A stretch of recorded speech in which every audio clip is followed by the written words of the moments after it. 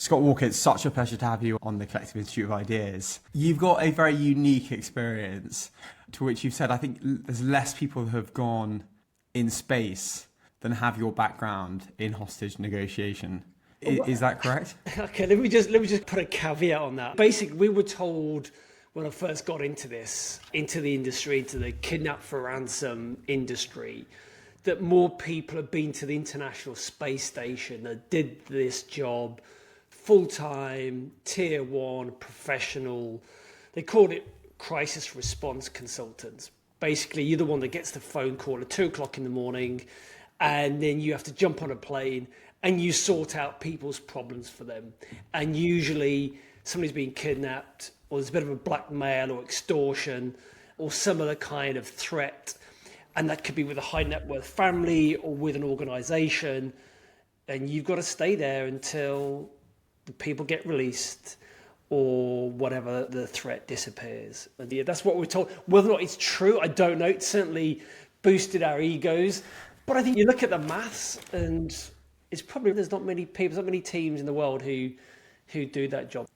The classic dinner party question of if you can have 5 people around at a dinner party, who would it be?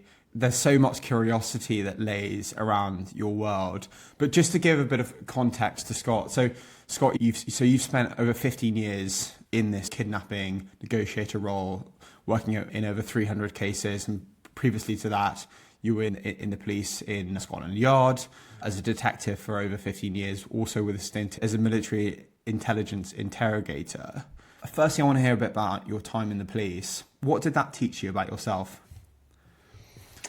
Actually, what it taught me, which at the time I didn't really realise, but actually when I went into my second career, or third career really, as a kidnap negotiator, was there's no one else behind you coming to resolve this problem. You're it. You're the last line of defence. You are the cavalry, so to speak. It's like, as a police officer, if I would turn up to a crime scene or to some incident that's unfolding, that could be somebody with a knife or a gun or just some kind of or it could be a nasty car accident, you're it. You're the one that's got to deal with it and resolve that issue. And you didn't have time for dwelling in negativity or victimhood or anything like that. You had to basically have personal responsibility and accountability and ownership of, I've got to deal with this issue now. And that stood me in great stead years later when I would arrive in country, sit with the family of the hostages or in the company boardroom where member of staff have been taken, and bring that, I guess, cool, calm presence to what is a highly volatile, highly emotional situation. Yet conversely, and probably ironically, the rush to problem solve actually is the Achilles heel and the worst thing a negotiator can do. And so you've got to balance this dichotomy of being able to get a grip really early and put things in place, while at the same time being able to buy yourself a little time, buy yourself, even if it's just a couple of seconds, a couple of minutes or a couple of hours, to stop, pause, and actually deal with a negotiation sequence, which we can go into in a moment, to bring about some kind of influence and persuasion with other people. You talked about that first negotiation that you were involved in, and your colleague, your more experienced colleague, just tapped you on the shoulder and just completely changed your view on how to deal with the situation. Can you tell us about that? Early on in my career, I was this young, ambitious, driven cop who wanted to have a really great career. And at the time, the most dangerous thing I was actually faced with was getting paper cuts from all the crime reports I had to supervise and being sat at my desk. And then I bumped into a colleague of mine at a police station in South London, unseen for a while, and just got chatting. And he'd just spent the last 3 or 4 days helping to secure the release of a young kid from a quite a violent Albanian drugs gang in London. And I was just like smitten. I was like mesmerized by all the stuff that he was doing and the positive impact that he'd had. And I'm like, I want some of that. And in the end, he put me in touch with the unit that organised the selection and training, and then the management of people who would get that phone call at usually 2:00 in the morning. And so that's how I really got into it, essentially. And I did that for about 5 years before then leaving the police to then do it for another 10, 15 years in the private sector.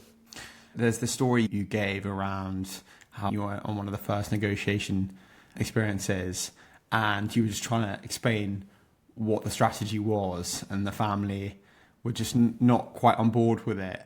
Yeah, again, I'd allowed my own ego to get in the way of this, and I was, pretty much as my first case, and I'm eager and keen, and I'm giving advice to the family. I'm like this junior cop who's in this environment, and my job really is just to sit alongside the family and support them and help them work out what we're going to say to the kidnappers. Meanwhile, loads of activities going on behind the scenes to try and locate the bad guys.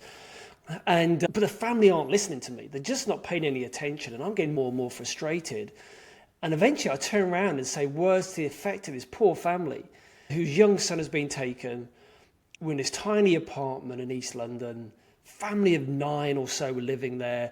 We'd already had threats from the kidnappers over the phone, giving the address and talking to the family saying, we know you're working with the police. We're going to send people around to spray the place with a Mac-10 machine gun, which for those who don't know, all machine guns are deadly, but this is just literally a gun that you pull the trigger and it just sprays chaotically everywhere. And in the wrong hands, it's lethal. So I'm thinking, well, okay, we've got that to deal with.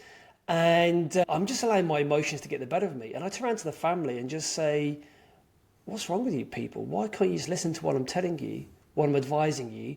If you did what I say, would get your son back. Just pull yourself together kind of thing. Imagine how that went down. Not very well at all. So I nearly had the shortest career in negotiation ever. And then as you mentioned, my far more senior experienced Yoda-like Jedi Knight colleague called Steve, who he wasn't even a squeeze as such. He just gentle pressure on my shoulder. But that was enough to interrupt my pattern, to stop me spiraling. I'd been emotionally hijacked myself. My amygdala, that part of our brain that's responsible for the fight or flight, had just been activated. Today, people would call it being triggered or the hot buttons being pressed.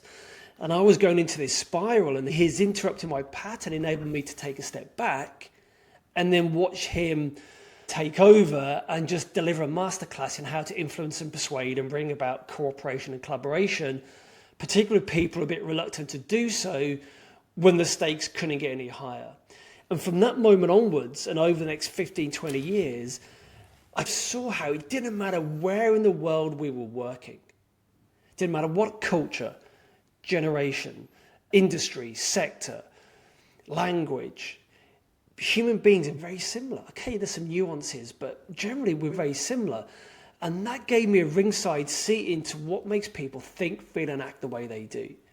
And over the years, I just created this framework, which it didn't matter whether or not I was dealing with a kidnapping. It didn't matter whether or not I was sitting in a business context, trying to get a client or potential client to sign on the line or resolve some workplace conflict, or even deal with my own teenage kids. The same principles applied. If you want to bring about some kind of influence and persuasion, particularly when you don't necessarily have direct authority, there's a process you need to go through. Because anybody can get somebody to do something if you've got the role, the job title, the rank, or whatever it is. But that's easy. The real skill comes in mastering this ability to bring about that cooperation and collaboration, which has to be always, where possible, the desired outcome for any kind of negotiation.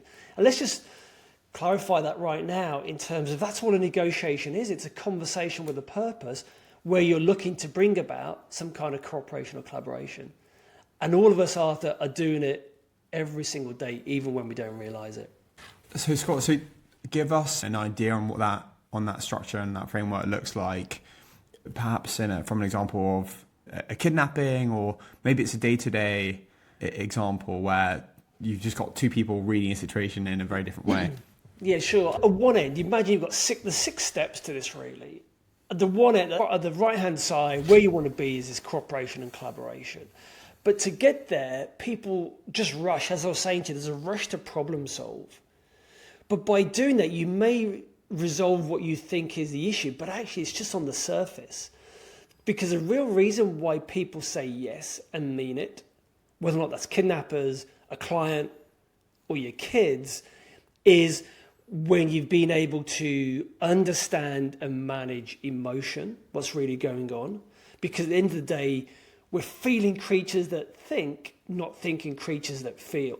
We make decisions emotionally and then look to justify them rationally afterwards, however logical we think we are. And also it's about understanding identity. Is me saying yes to this opportunity, this deal, is this going to increase or decrease my status in the eyes of others? Okay, and we need to also understand what are the needs, the human needs people have above and beyond what their surface level wants are. I'll give you an example. Kidnappers will say, okay, I want $10 million for Arthur. And I say, okay, they're not going to get $10 million for a start off. That's a separate conversation. But I have to understand, okay, what else do they need? They need to save face. They need to feel as if they're in control. And actually, they need to be able to walk away from this conversation feeling as if they can sell the deal to other people, their heads of the organisation, the criminal organisations. And we're really talking about the private sector negotiations now with kidnappers, not necessarily in the police.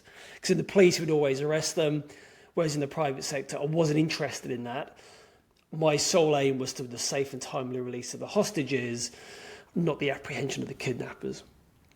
And so we want to be able to understand what's really driving the decision-making behind these conversations. And so we have to start at step one, which is mastering the inner game. And this is our ability to stay cool, calm, and collected, to develop what I call the red center. I call this the red center framework. And the red center was a place physically in a negotiation where the phone calls would be taking place between us and the kidnappers. And to start with, it's a highly emotive, high stakes, high pressured, stressful environment. But one of my jobs was to bring the calm, bring order out of chaos here, which is why I called my first book Order Out of Chaos, because that was our primary role in a way. And so I also realized that this red center is this metaphor, it's this place within us that we can tap into, that when we're going to have a negotiation, we need to be able to rely on this inner fortress, that we're not going to get emotionally hijacked like I did in the first case I spoke about. Okay, so that's the first step, mastering the inner game, being able to not be emotionally triggered. And one of the ways we can do that is imagine you're stood on a riverbank and in front of you there's a flowing river, and they're the emotions and the highs and lows of life. And you're stood on the riverbank and occasionally life forces you into the river. And most of us then just get out, dry ourselves off and get on with our day. But occasionally what happens is we fall in the river and then we start drowning and we get taken out to sea. So what we really need to do is be able to be stood on the riverbank and observe but not absorb, particularly when it comes to emotions. Okay, it doesn't mean that we suppress or push away emotions. What it means is that when we're going to have a high stakes, difficult conversation with somebody, we need to be able to feel the soles of our feet on the floor, take a deep breath, and actually observe but not absorb what's going on. And from that place, we can then do our preparation, which is moving to step two, which is, we used to call it on every single call, the bunch of fives. Imagine that your hand, and you've got to think through, what are the top 5 issues, threats, challenges, problems, demands that if you were the other side, you would levy against you. So when it does happen, so when the kidnappers, in my case, would make the threats or the ridiculous demands, or in a business context, somebody would potentially look to at the very end of the deal, just when you're thinking about to close a deal, they'll go, actually, we want an extra 20% off. They call it the 11th hour sabotage. You can prep for this. So when it does happen, or if it does happen, you can go, yes, I knew this was going to happen, and you've already prepared for it. Okay, so we're going to master the inner game. We're going to do our bunch of fives. We're going to prepare to engage. Then we're going to move into step 3, which is really understanding their world. Okay, what's really driving them? What's their life about? What are their beliefs and values and rules? And the way we do that is by listening at a really deep level. I call it level 5 listening. Because as far as I'm concerned, I don't know anybody who has listened their way out of a job or out of a relationship. Usually we talk our way out of it. And so by listening at a deep level, not listening for the gist, not listening just to rebut what somebody's saying, as we generally will do these days. We don't even wait till somebody's finished talking before we interrupt them with wanting to prove that we're right and they're wrong. But if we listen for emotion, listen for points of view, listen for what's not being said. Is there some kind of incongruency here between what's being said and the tone of voice, perhaps? And so once we understand their world and we know what influences them, then we can start to overcome some obstacles, particularly if egos are getting in the way, and then move through the other steps, 4, 5, and 6, which is really about really developing that rapport, demonstrating empathy, which is just me demonstrating an understanding of where you are coming from. And that's particularly powerful if we're actually disagreeing. And then that enables us to move through to getting that cooperation and collaboration. So now I've just gone through quite a big framework there, and I've gone through it quite quickly. Normally it's a half-day workshop or even a day's workshop that I go through this, but hopefully that just gives you a flavour of, we have to start with ourselves. We have to make sure we're in the right place emotionally. We have to do our preparation. We have to seek first to understand before being understood. And gradually as we do that, we then earn the right, because we build trust, we then earn the right to then start influencing and persuading others. And in these situations where you've negotiated, often money's involved with the kidnapping, it seems so almost counterintuitive, the concept of negotiating over the amount that is going to be paid in some senses. Tell us about how do you hold your own when they're happy to, when you are literally just trying to bring down a number. Maybe there's a story that you can tell us about that really puts us in that room where the heat's high and things have worked out, but there's been so many points where it doesn't feel like the end is going to come, but it does, and it's just a process. Yeah, I mean, there's one of the stories I normally talk about here, because obviously, as you can imagine, I signed NDAs for every single case, but what I can do is give you an account where a few years ago there were 6 people taken from a ship in the Gulf of Guinea, and I was working for a foreign government and a company who were involved here, and my job again was to advise them about what to say, how to say it, what the strategy was about what we were going to pay, if at all, and how we were physically going to get the hostages back. And probably just over a week had gone by, maybe 10 days, and we hadn't heard anything, which is a bit unusual. In that part of the world, we should have heard something by now. And so we sat at this long wooden table. In the middle of the table is this old Nokia mobile phone, which we were going to use as the clean phone with the kidnappers for them to call on. And everyone sat around. We knew what we needed to do. And then the phone rings and everybody jumps. And the guy who sat next to me, who I'm going to use as the communicator because of the language barrier, he presses the button and he goes, "Hi, how you doing?" And then this booming voice comes out of the phone. "Yeah, we have your people. We want $5 million or we're going to kill every one of the hostages." And this guy I'm using as the communicator, these are his friends. He feels responsible for getting these people back. Emotions, it's quite tense. Emotions are quite high here. And then over the course of the next few weeks, we look to bring them from $5 million. We get them actually down to about $500,000.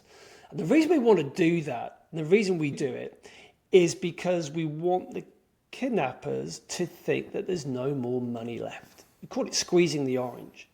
There's no more juice left. Because same in business as well, if you think there's money metaphorically or literally left on the table, what are you going to do? You're going to hold out for more, right? And so it's the ability, the willingness and the ability to pay money. We're talking about hard cash here. You have to be able to liquidate and get the cash, which is different from just having a net worth of a certain amount. So we get the money, and it's about 500,000. But these negotiations, they're taking their toll on this communicator. And then on one call, he's on the phone to the kidnapper and he's, hey, we need more time. You're demanding too much money. We're a poor company. We just need some more time. And also, you need to look after the hostages because they're your responsibility. And the kidnappers took real umbrage to this. And they turned around and went, no, they're yours. And they said, we want the money by Friday or we'll kill them all. And they hung up. And then you can hear a pin drop. That is until the colleague here his fist came down onto the table. He stood up, he turned to face me, and I'm thinking, okay, being punched by the client is never a good look. And he storms out. But then I realized, okay, there's 3 elements to all successful negotiations, really. The first one is you've got to take the initiative and a calculated risk. You can't always play it safe. And so in that aspect, the first aspect wasn't right. I need to use my initiative here. I need to take a risk. Kidnappers are I've got them where I want them. They're not going to harm the hostages. I'm convinced of that. Okay. The second step to this is I now need to bring about cooperation and collaboration. I need to focus my time on the colleague, the guy who's the communicator, because without him, we're not going to get the deal. He's the key to this.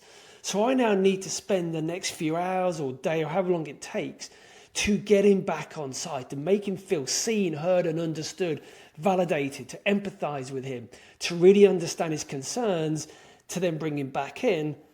And I can do that because of the third element, which is trust. I've actually built up a bit of trust with the kidnappers. I'm in danger of breaching and losing trust with my communicator. And trust is the golden thread to all successful negotiation, regardless of the context, which is why there's a 93% chance of hostages coming back through a negotiation. It's because we build trust with people who are untrustworthy in the most dangerous, ungoverned, unregulated industry in the world. So I work with my colleague here, the communicator. He comes back in the next day in a better place, showered, shaved, suited and booted. He comes in, he gets on the phone, and then we close the deal for about 300,000, down from 5 million. But now we've got this dilemma of actually getting the cash, which is on a table in one country, across the border to another country, to the kidnappers, who then need to count it, release the hostages unharmed. We need to get them back to safety. What could go wrong? We've managed to find a courier who takes the money, and he needs to phone in every 4 hours to check in and make sure everything's okay. And meanwhile, the kidnappers are phoning in to make sure the kidnapper's en route. 4 hours go by, we don't hear anything. 8 hours go by, still don't hear anything. And then 12 hours, and then I'm starting to get worried. And in the end, we get a phone call, and he's been arrested by the local police, who are refusing to let him or the money go. So we managed to negotiate with the chief of police. He releases the courier and most of the money. Obviously, we need to pay local taxes and everything. But then the courier wants nothing more to do with this, and he legs it. I'm thinking, okay, we've got most of the money, not all of it. Meanwhile, kidnappers are going apoplectic, thinking we're ripping them off. And I now need to find a way of getting this money to them and the hostages back. And so we managed to find somebody else who takes the money, has to hire a boat, goes out to a waypoint at sea.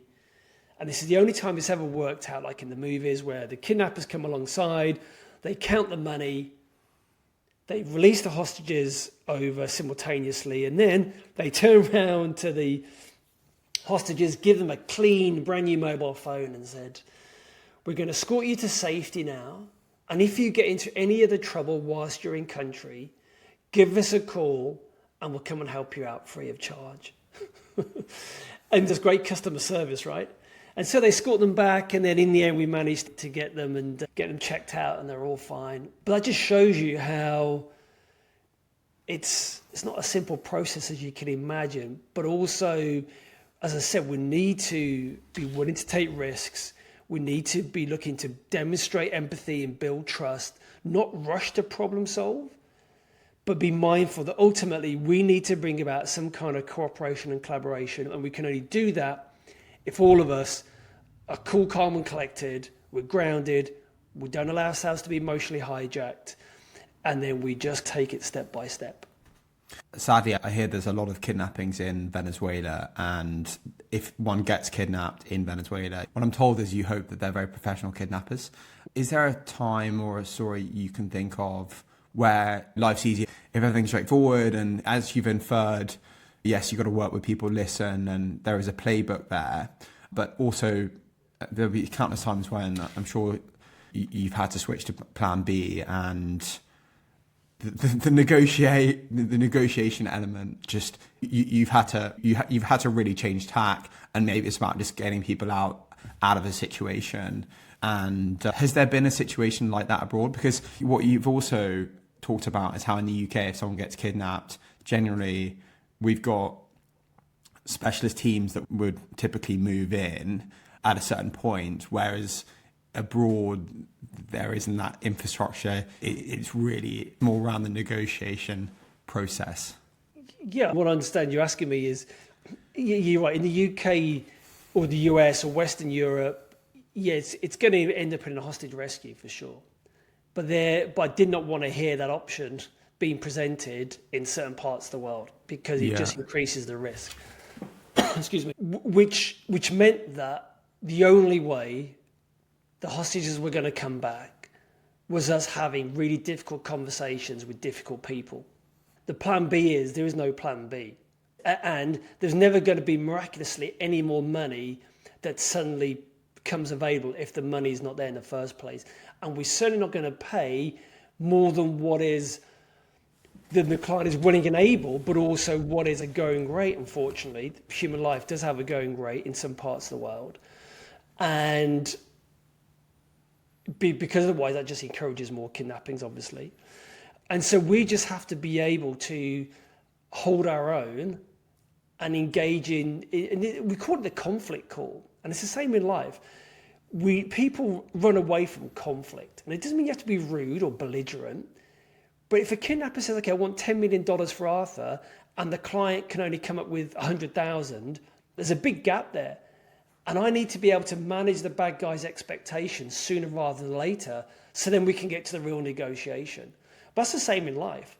So many of us now will shy away from feeling uncomfortable and giving bad news, or being able to share some information that they know that the person is not going to. And so we have to move towards that and be willing to engage in that, have boundaries, but still be professional. Remember, I need to still be able to influence and persuade and bring about cooperation and collaboration.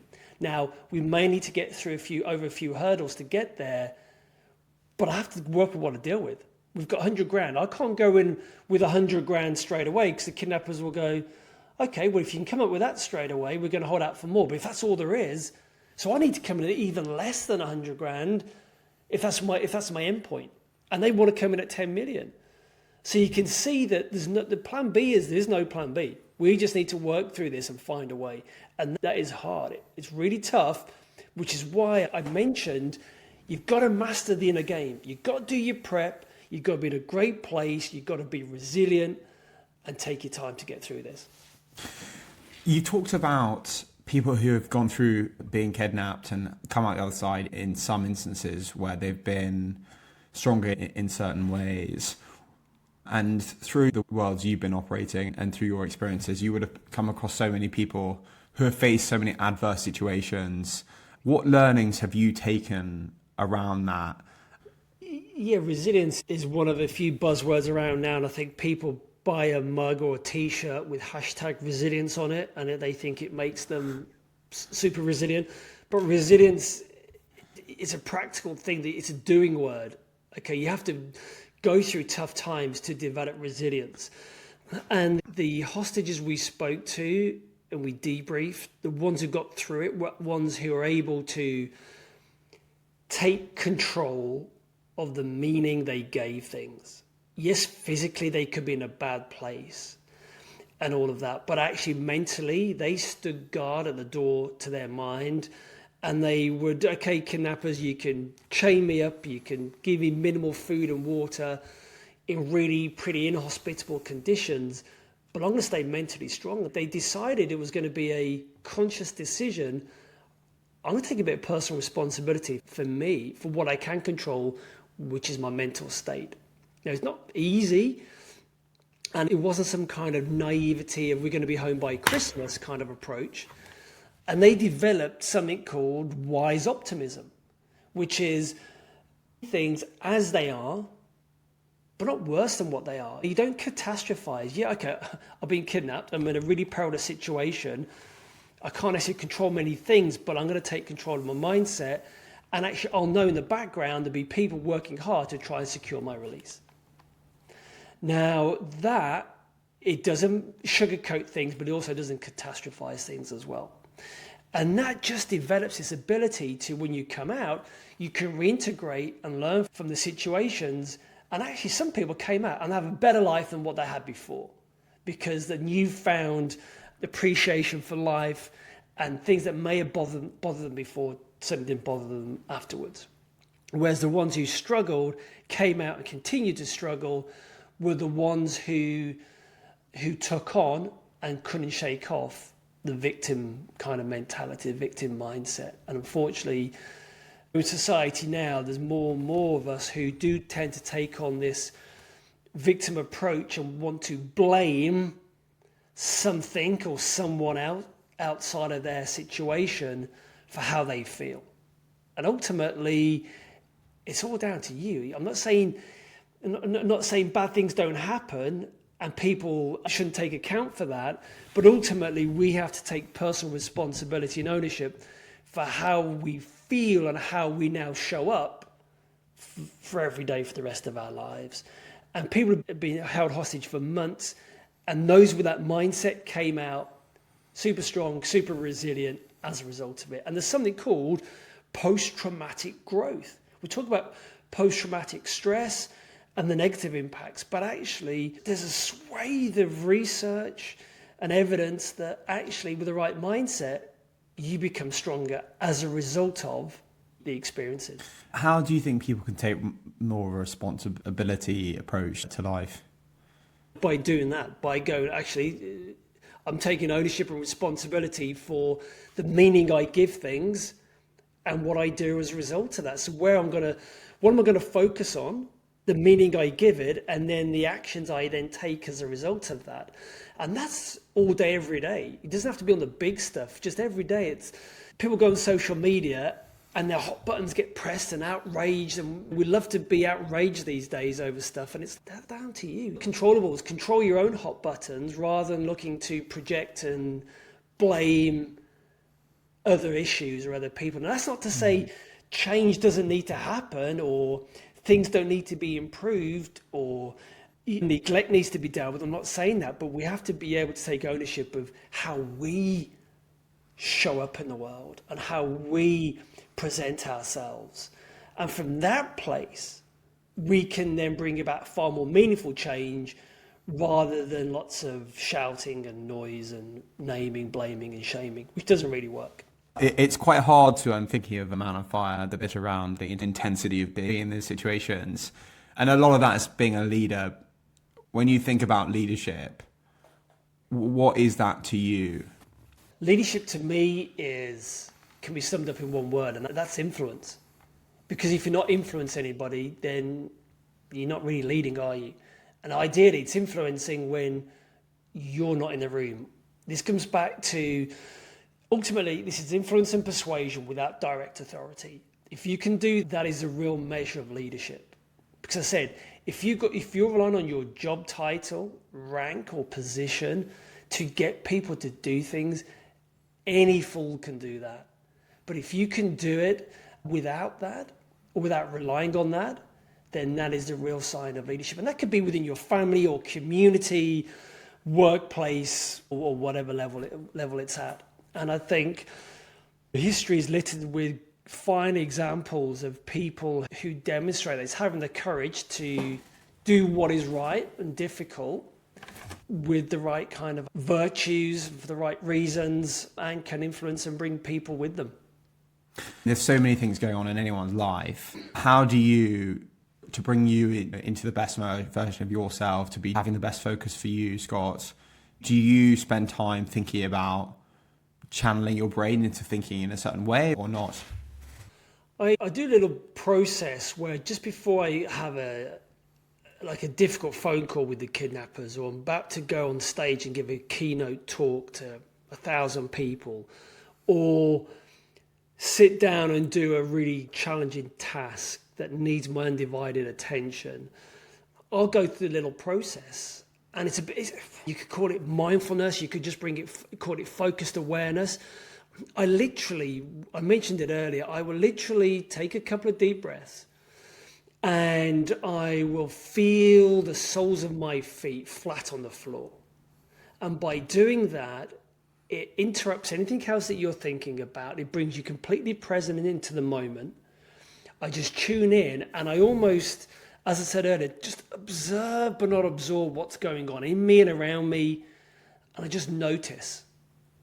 I don't look to change anything. I just notice what's going on, ground myself, and that could take a couple of seconds or it may take a few minutes. And from that place, it gives me clarity, it gives me space, it buys me a few seconds with which then to consciously choose my next step, my next action. All right. And so it's tapping into that inner fortress, that red center I spoke about before. It's okay, right. I'm in a good place. You've got a lot of stuff going on, but actually I can't be drowned out by the noise. I'm here to support and serve the client, the family, the audience, whatever it is, or whatever shizzle is going on left field, back at home or whatever. That's just got to wait until I've dealt with what's in front of me.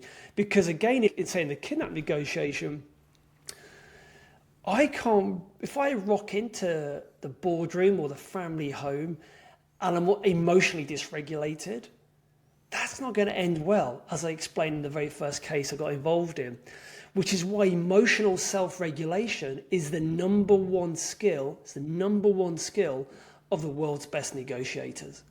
And you have to be able to manage that in whichever way works for you. And the way I've just described it, how it works for me, I'm in that place, I can then pick up the phone, press connect on the Zoom call, or step out onto the stage. Good to go. Yeah, high pressure environments indeed. Are you doing this then? Are you continually doing new hostage situations? No, not anymore. Obviously, a couple of years ago, I was just so mindful of all the crossovers and hundreds of cases, including things like extortion and everything else, where the crossover into business and life was so evident. And actually 80% of my time on a case was dealing with my own side, the client, the family. We called it the crisis within the crisis. And actually dealing with the kidnappers was the easy bit. They're just businessmen looking for a good deal. So I wrote my first book, Order Out of Chaos, which took all the practical tools and techniques and insights from nearly 20 years into how people can apply it in their business and life. And so when that came out, it did far better than I or anyone else probably expected. Became a Sunday Times bestseller. And as a result of that, I wrote a second book, Eye of the Storm. And so now I sometimes do a bit of strategic advice on cases, but most of my time is spent going into organizations and companies and delivering keynotes and workshops about how their teams, whether it's sales, business development, how they can influence and persuade other people, particularly when the stakes are high. Yeah, and as you say, life is just filled with negotiations every day. Can you give us 2 other books we should consider looking at that help with negotiation or communication? There's one book called Non-Violent Communication, and it provides a real masterclass in how to suspend your own ego when you want to be passive aggressive maybe in a conversation, how you can really enable the other person, particularly in times of conflict when there's disagreement, how you can dissipate and bring down the tension and enable the other person to feel seen, heard and understood, which enables real progress to be made. And I'll say another one probably is How to Have Difficult Conversations by a couple of authors from the Harvard Negotiation School as well. We're going to move to the quickfire questions now. Scott, 3 things that bring you joy. Usually the simple things in life, as it always is the case. So spending time with people I care about, really good coffee, and probably sitting down, reading a book in silence. A mantra you want to embrace now would be? A mantra would be, everything happens for a reason, and your job is to find out the reason, what that is. One unusual thing that gives you pleasure? Maybe doing an experience that I wouldn't normally do, like doing a zip wire with the kids over a lake somewhere or down a canyon. I do get pleasure from that, and it's not necessarily expected, so hopefully that counts. Yeah. Is it addictive, the energy from the negotiation? I know, because most of the time 99% of the time you just sat around waiting. So it's a great masterclass and a muscle workout of patience. But then obviously there's lots of frantic activity, particularly when the calls are happening and then you've got to move money and get people back and stuff. So there's a sense of satisfaction in bringing all that together. But it's not an adrenaline rush like jumping out of a plane in that sense. Yeah, actually, I've got a question I'm dying to ask. Trust is such a big part of what you've been doing, whether it's like finding someone to bring cash from A to B or 101 situations. Do you have any tricks or ways that you work at if you can trust someone? Yeah, again, I'd move away from using words like tricks, because if we approach it as a trick or a hack, we're coming out from the wrong place, really. We've got to come in from a genuine place of, this person needs to trust me, so I also need to be trusting. Trust is a two-sided coin. We need to be trusting if we want to be trusted ourselves. And funnily enough, the bar for others to trust us, we usually set really low. But the bar for us to trust others, we set really high. And so trust really is a case of, do what you say you're going to do. Follow through. If you're going to be available on a call between 2 and 4 o'clock every afternoon, be available between 2 and 4 every afternoon. If you say you're going to get the report done by 10 a.m. tomorrow, get it done by 9:30, 9:45. Don't wait till 10:30. So just follow through with what you say you're going to do, and that's a really good, quick way to start building trust with others. I love that. A favorite film, book, or artist that isn't obvious? That's a really friendly hack at the last part that isn't obvious. My favourite film is Heat with Al Pacino and Robert De Niro. Best advice ever received? It'll always turn out all right in the end. The world works in a certain way. If you could change one thing about that, what would it be? So people just need to take more personal responsibility for their situation in life. Yeah, I think that's such an interesting one, and not a message that's necessarily out there probably enough. And you can do that in a compassionate way. I'm not saying, hey, everyone fends for themselves, survival of the fittest. I'm like, hey, you don't expect someone else, don't rely on someone else to come along and fix your problems for you. You got to do it yourself. You can get outside help, but you've also got to play your part. Basically, there's a great saying I heard once, you've got to take part in your own rescue. Yeah, I love that. Thank you so much for coming on, Scott. It's been such a pleasure. You're most welcome. Yeah, really enjoyed the conversation.